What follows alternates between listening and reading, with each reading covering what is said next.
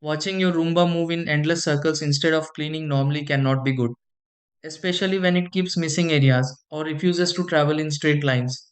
Many users notice the robot spinning repeatedly, getting confused during navigation, or stopping after turning in circles unexpectedly.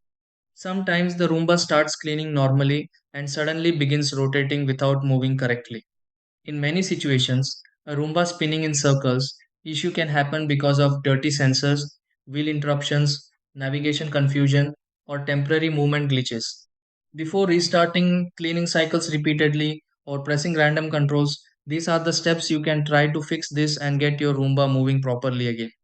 1. Turn off the Roomba and check the wheels carefully for hair, dust, or anything blocking movement.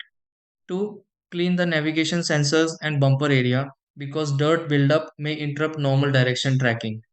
3. Spin the wheels gently by hand and confirm both sides. Move smoothly without resistance. 4. Restart the Roomba and place it on a flat, open surface before starting another cleaning cycle.